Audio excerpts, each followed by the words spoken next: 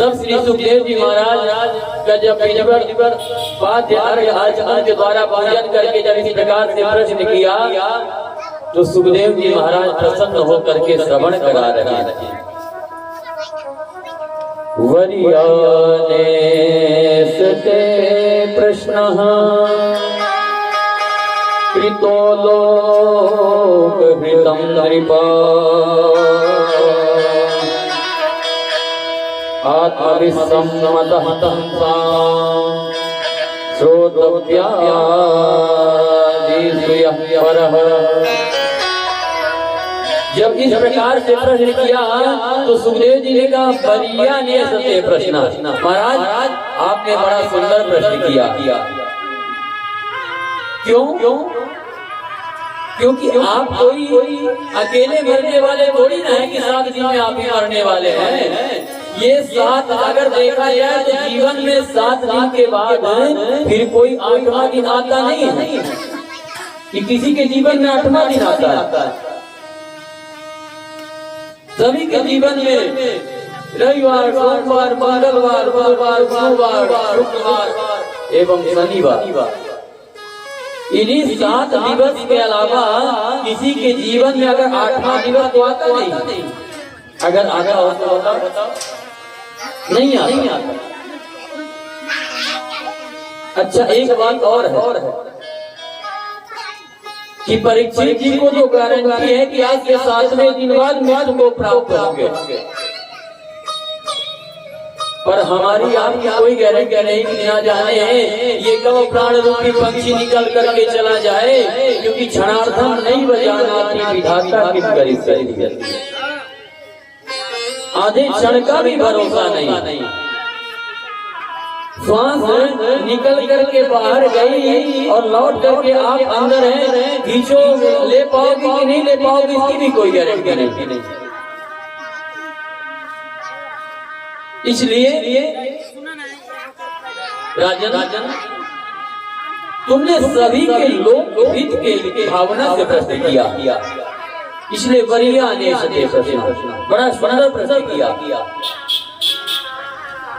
अगर प्राय देखा जाए तो मानव तन पा करके खाने पीने सोने भी व्यर्थ सभी कर देते हैं। सभी लोग निद्रिया ह्रियते नक्तं व्यवायेन जमायः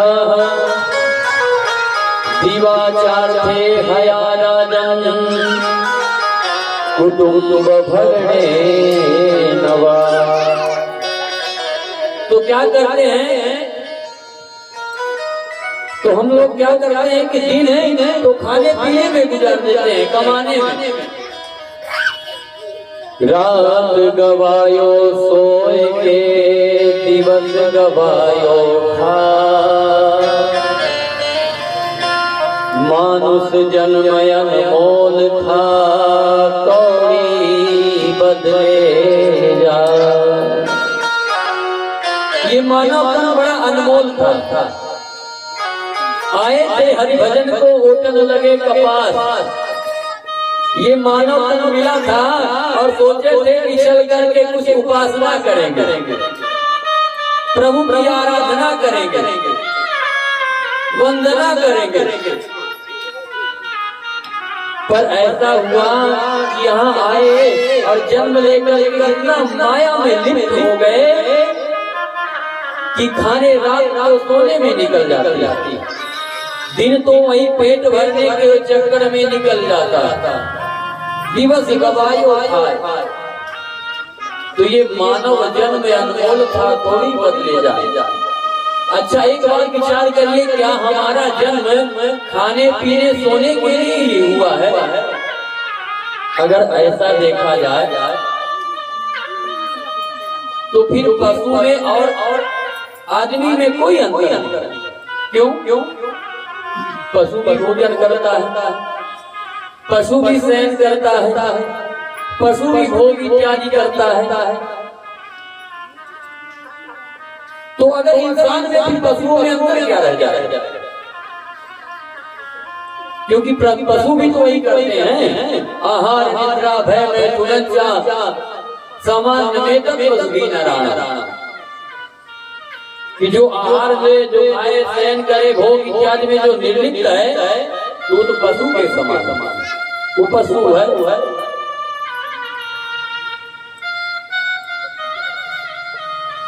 खाली अगर इंसान और पशु में सबसे बड़ा अंतर है तो पशु अपने तन से परमात्मा को नहीं पा सकता है, और हम सभी चाहें तो इस तन के द्वारा आराधना करके उस परम तत्व की भी प्राप्ति कर सकते हैं। ना जाने कितने हमने पुण्य किए होंगे तब ये मानव तन मिला।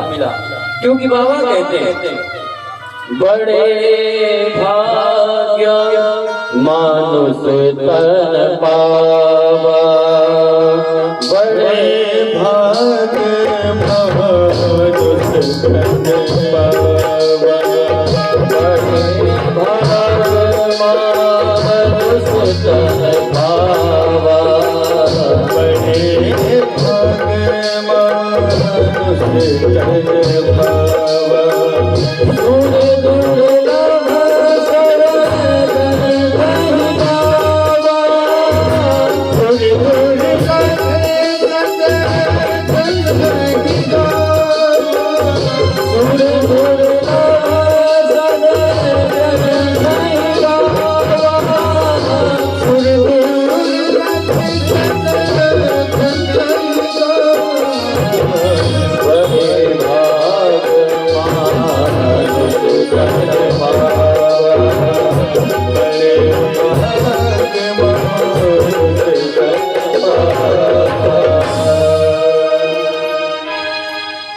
तो जब हम इतनी आराधना किए थे, उपासना किए थे, तब तो ये मानव तन मिला था।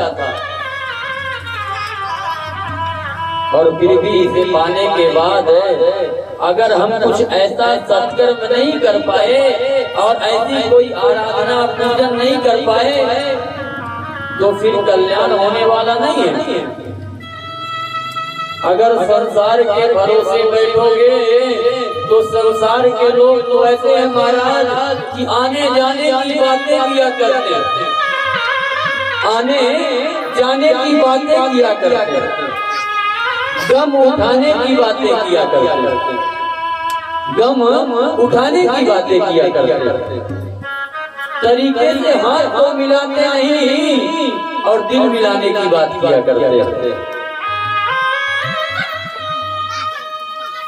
तो इसलिए अगर समय रहते अगर जग गए तभी इस मानव तन का जो परम उद्देश्य है वो पूर्ण होगा।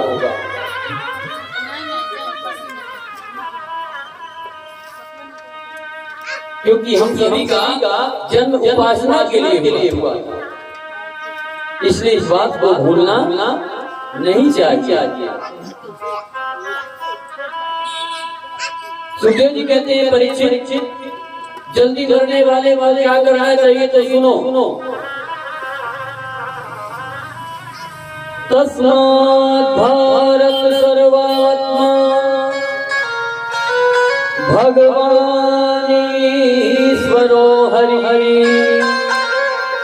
श्रोतव्यः कीर्तितव्यस्य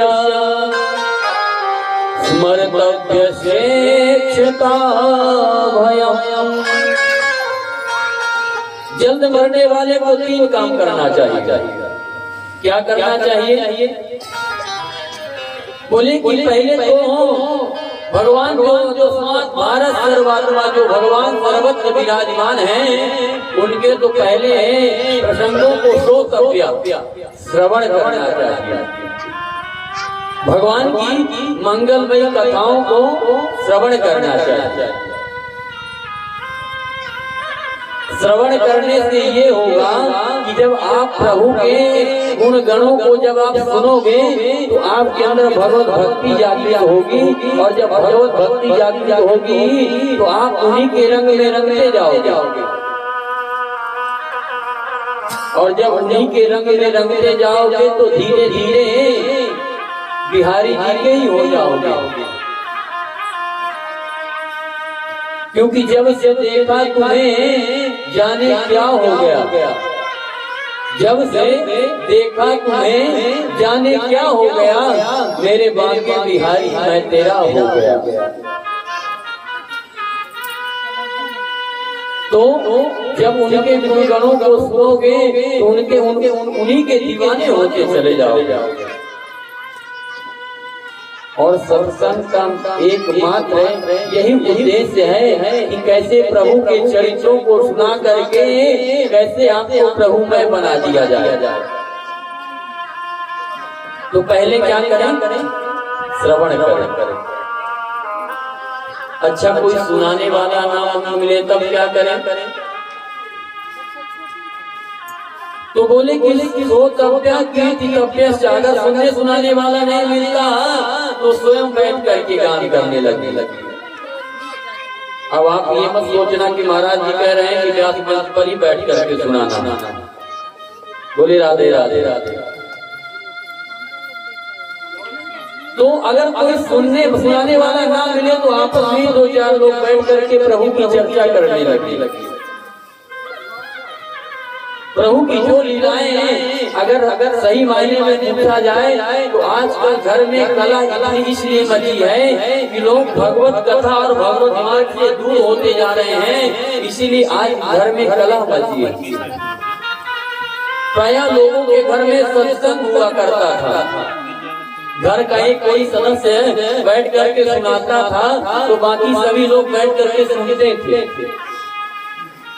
और उसी सत्संग का प्रभाव ये था कि घर में सभी सत्संग करते लोग तो सत असत का ज्ञान था, तो घर में भी कला नहीं। इसलिए कीर्तितव्य।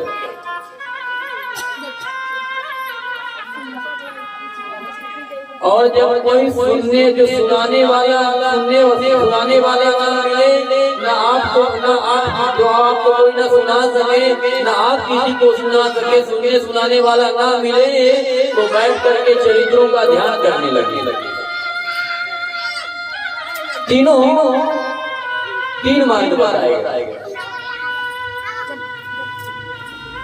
कि पहले तो क्या करिए कि श्रवण करिए, क्योंकि प्रथम भगत संतन कर संगा, दूसरी रति मम कथाओं प्रसंगा। दूसरी भक्ति में यही कह रहे हैं कि मेरे कथा प्रसंगों में जिसकी रति हो जाए उसका भी कल्याण हो जाता है।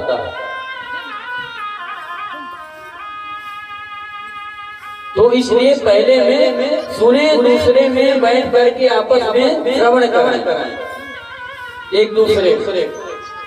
और जब कोई सुनने सुनाने वाला ना मिले तो फिर बैठ के ध्यान करना चाहिए भगवान। सुखदेव जी ने पूछा महाराज, सुखदेव जी से राजा परीक्षित ने पूछा महाराज ध्यान कैसे किया जाता है? तब ध्यान के बारे में बतलाया कि ध्यान कैसे किया जाता है। तब श्री सुखदेव जी महाराज ने बतलाया कि कैसे ध्यान करना चाहिए। जितासनो जित श्वासो जित संगो जितेन्द्रिय, स्थूले भगवतो रूपे मन संहार है दिया। तो ध्यान की 4 विधि बताई। पहले जितासनो, एक आसन पर ज्यादा देर बैठने का अभ्यास करना चाहिए। ध्यान कैसे किया जाता है उसके बारे में बतला रहे। अब आज देखिए वेद वेदांत की बात नहीं है, इसलिए थोड़ा सावधानी से सुनिएगा। आज की कथा में खाली मानव कल्याण का वेद वेदांत का जितना ज्ञान है आज की कथा में विशेष रूप से बतलाया गया है। तो ध्यान करने के लिए पहले एक आसन पर बैठना पड़ेगा। बहुत धीरे धीरे करके एक महीने के संकल्प करके जाइए, एक दिन में जाकर के 10 घंटे 12 घंटे बैठे। धीरे धीरे करके आसन एक आसन पर बैठ करके एक आसन पर बैठने का अभ्यास बनाइए। और जब आसन को जीत लीजिए तो फिर प्राणायाम के माध्यम से पूरक रेचक कुंभक के माध्यम से श्वास को जीतने का प्रयास करिए। और जीता श्वास को जीते इंद्रिया। और जब श्वास को जीत लेंगे तो जीता श्वास संगो जीते इंद्रिया। तो जब आसन को जीत लेंगे तो फिर संग को जीतिए। तीसरे नंबर पर आता है संग। क्योंकि देखिए जितनी संगति में फंसेंगे उतने ही संसार में उलझते चले जाएंगे।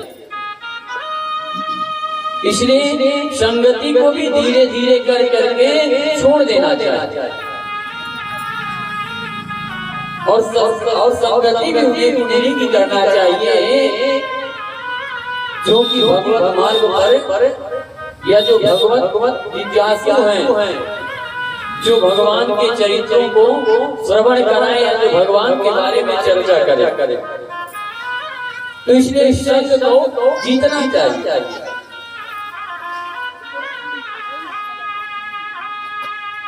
क्योंकि ये संग का बहुत बड़ा दोष है। ये अगर पूछा जाए तो ये संगति से ही दोष आता है। जब वही क्योंकि न यस्य दोषो न तस्य दोषो संसर्ग दोषो गुणाया भवन्ति। न यहाँ दोष है न वहाँ दोष है। कब महाराज दोष कहाँ है? तो बोले संसर्ग दोषो गुणाया भवन्ति। सबसे बड़ा दोष तो संगति में है।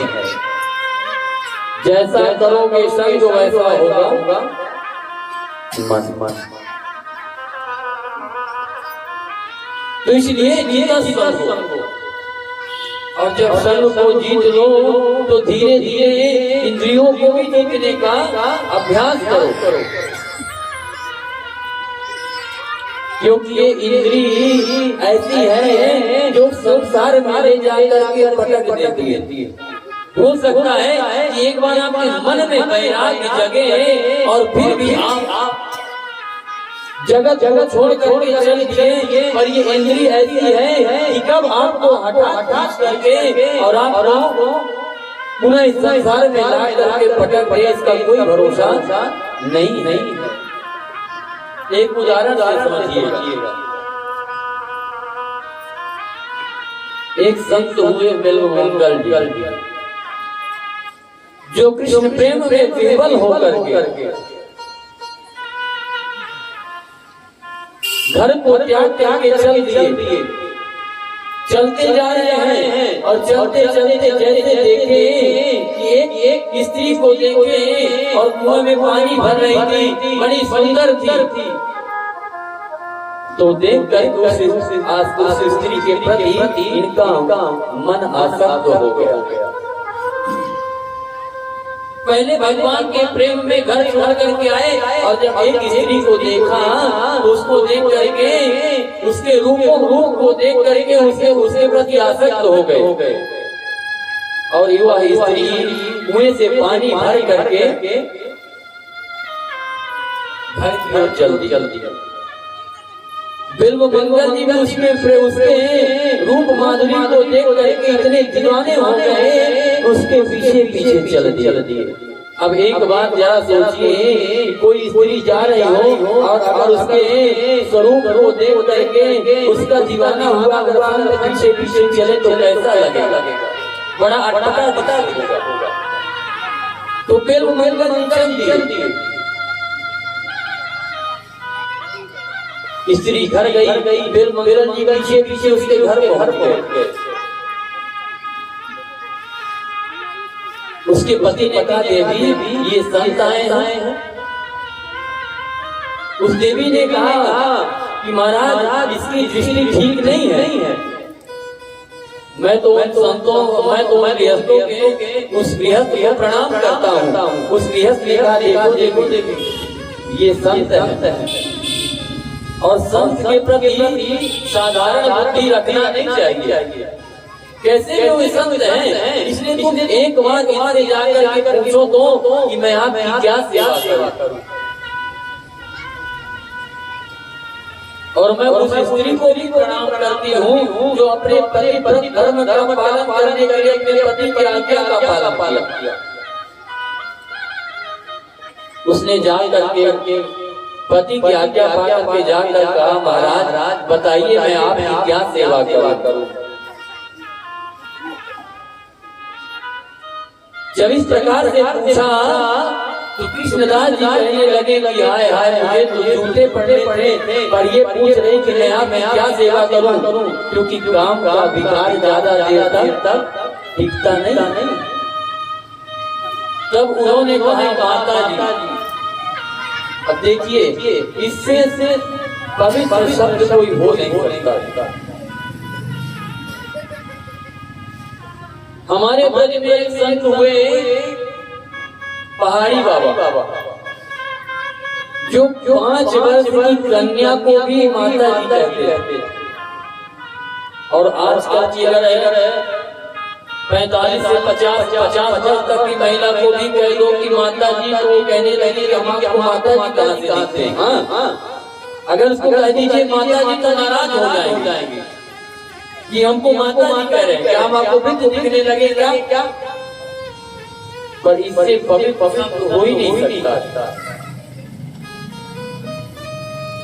तो जब वो 5 वर्ष की कन्या को माता जी कहते तो लोग कहते कि बाबा बाबरो है, बाबा बाबरा है गयो। अरे देखो तो यानी 5 वर्ष की कन्या को भी माता जी कहकर पुकारे, यानी बाबा बाबरा हो गया, पागल हो गया जो 5 वर्ष की कन्या को माता जी कहते हैं। पर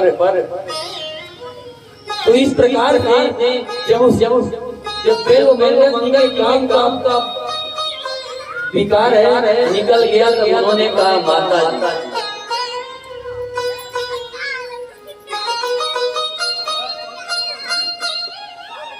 और माता जी क्या करके पुकार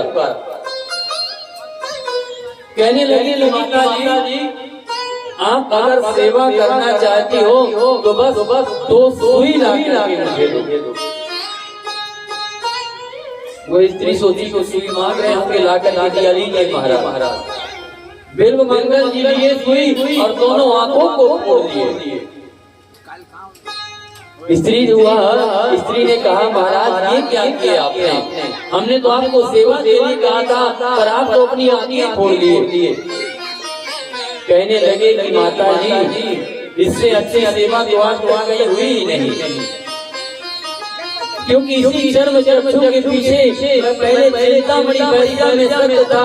घर गृहस्थी को छोड़ करके सारी आसक्ति को छोड़ के भगवत प्राप्ति की इच्छा लेकर के मन में चला और यह दुष्ट इंद्री ने मुझे पुनः ला करके संसार में भटकने का काम किया। पर धन्य हो जो आपकी सेवा ने आज मुझे इस दुष्ट इंद्री से मेरा पीछा छुड़ा दिया।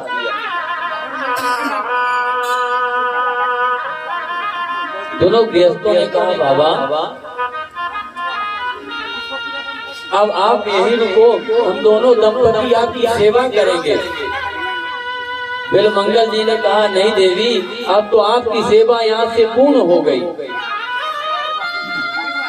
और बेल्व मंगल जी वहां से निकले और चल दिए।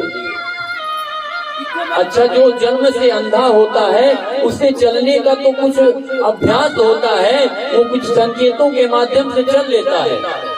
पर अगर किसी कारणवश या अचानक अगर दृष्टिहीन हो जाए तो उसे चलने का फिर उसे, क्योंकि अभ्यास तो रहता नहीं। पर बिल्व मंगल जी चल दिए, भगवान श्री कृष्ण के नाम लेते हुए चल दिए। भगवान ग्वालिया का भेष बना करके आए और कहने लगे, बाबा। उन्होंने कहा, हाँ। बोले, कहाँ जानो तो है? कहाँ जाना है आपको? कहने लगे, भैया मोको तो वृंदावन जानो।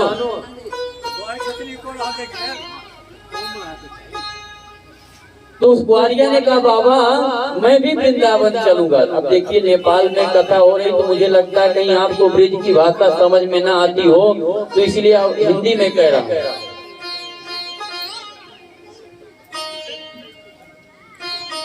तो ग्वारिया ने कहा बाबा मैं भी वृंदावन की ओर ही चल रहा हूँ, इसलिए तुम मेरा हाथ में एक लकड़िया लिया हूँ, लकड़ी जिसको डंडा बोलते हो, तुम इसको पकड़ लो और मेरे साथ आ जाओ, मैं भी तुम्हें मैं भी चल रहा हूँ, मेरे साथ चलो।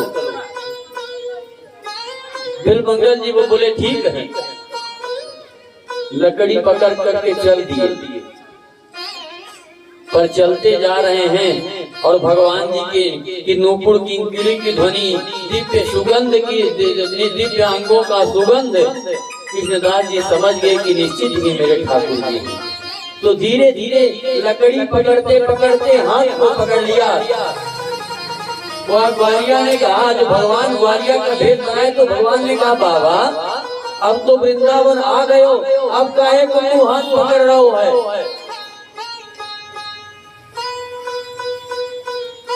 कृष्णदास जी ने कहा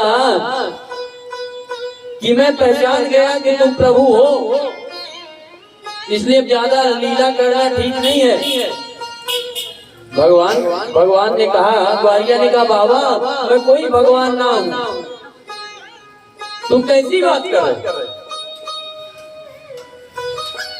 पर बिल्व मंगल जी तो पहचान गए,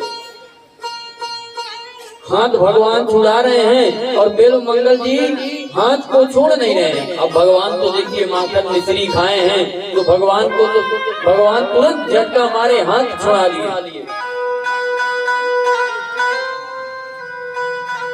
कृष्णदास जी ने कहा कि तुम हाथ तो छुड़ा करके जा रहे हो, बाह छुड़ाए जात हो, दीन जान के मोय। हाँ तो तुम छुड़ाए जा रहे हो मुझे निर्बल समझ करके, पर जो तुम ही से जाओगे सबल बदूंगो तो। तुम तो हाथ तो छुड़ा लिए, पर अगर तुम में दम है तो तुम मेरे हृदय से निकल करके दिखाओ, तब तो मैं मानूंगा कि तुम सर्व सामर्थ्य देवी हो। भगवान भी लीला कर रहे थे, तुरंत आए और बिल्व मंगल को हृदय से लगा लिया और कहने लगे भक्त मैं तो लीला कर रहा था, मैं कहीं गया थोड़ी ना। और हृदय से लगाया और आंखों में स्पर्श कराया, और स्पर्श कराने के बाद कहा अब आंख खोलो और मेरा दर्शन करो। श्री राधे प्रेम से बोली राधे राधे। और जैसे बिल्व मंगल जी ने आंख खोला, प्रभु का दर्शन किया और दर्शन करके प्रभु के चरणों में प्रणाम किया, और प्रणाम करने के बाद कहा महाराज, भगवान ने कहा वरदान मांगिए। बिल्व मंगल जी ने कहा प्रभु बस आपका दर्शन हो गया है, अब तो यही वरदान दीजिए कि अब जो आपने लिया दृष्टि दिया उसको पुनः वापस ले लीजिए। भगवान ने कहा क्यों? बोलिए महाराज ये इंद्रियां इतनी दुष्ट हैं कि ना जाने कब किस ज्ञानी पुरुष को भी मलमूत्र के गड्ढे में ले जाकर के पटक देती है।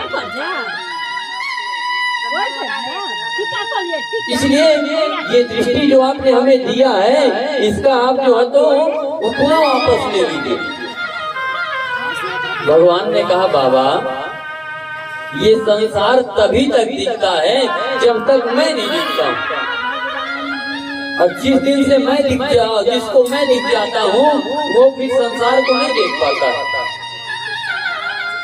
तो देखिए ये इंद्रियां कब कहाँ ले जाकर के गिरा दे इसका कोई भरोसा नहीं। देखिए इंद्रियों के न घोड़े भगे, उनमें हरदम ही संयम के कोड़े लगे। अपने रथ को सुमारथ लगाते चलो,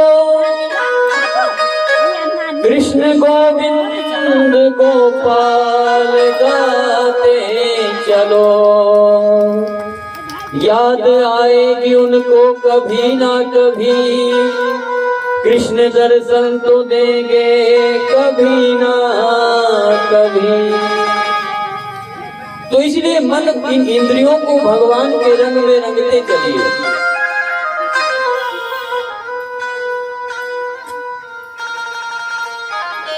इस प्रकार से दिव्य ध्यान की विधि को बतलाया, सत्यो मुक्ति क्रम मुक्ति के बारे में बतलाया।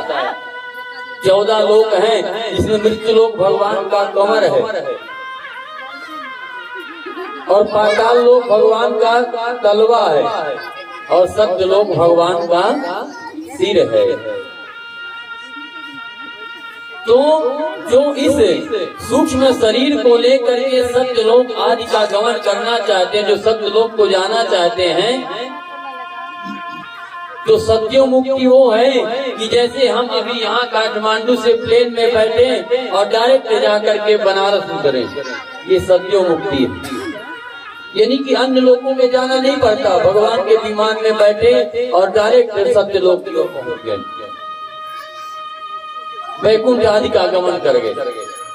और क्रम मुक्ति तो वो है कि अतल वितल सुतल तलातल रसातल महातल पाताल आदि सबको घूमते हुए भूर भुआ स्व महाजन तत्व सत्य आदि सभी का भ्रमण करते हुए हम लोगों को अंतिम तब जा करके हमें सत्य लोक आदि की प्राप्ति होती है। इसको आवाज को उठा दीजिए भैया। तब हमें जाकर के सत्य लोक आदि की प्राप्ति होती है। उदाहरण से समझिएगा, जैसे ट्रेन में बैठ करके जाते हैं तो जितने छोटे बड़े स्टेशन आते हैं तो उन सभी छोटे छोटे बड़े स्टेशनों पर हो करके जाते हैं, उसे क्रम मुक्ति कहते हैं। और सत्यो मुक्ति जिसे बाई ट्रेन डायरेक्ट पहुंच जाए। थोड़ा आवाज उठाइए क्योंकि आवाज बड़ी बड़ी। श्री राधे श्री राधे राधे। इस प्रकार से सत्यो मुक्ति और क्रम मुक्ति के बारे में बतलाया और इसके बाद बतलाया कि किस देवता का किस कामना से उपासना करना चाहिए। अगर धन की कामना है तो देव माता आदिति की उपासना करना चाहिए। अगर सुंदर रूप चाहते हो तो गंधर्वों की उपासना करना चाहिए। जो सुंदर पत्नी चाहता हो उर्वशी अप्सरा की उपासना करे। और जो सत्ता आदि की प्राप्ति करना चाहता है महाराज मनु की उपासना करे। जो विद्या की प्राप्ति करना चाहता हो वो भोले बाबा की उपासना करे।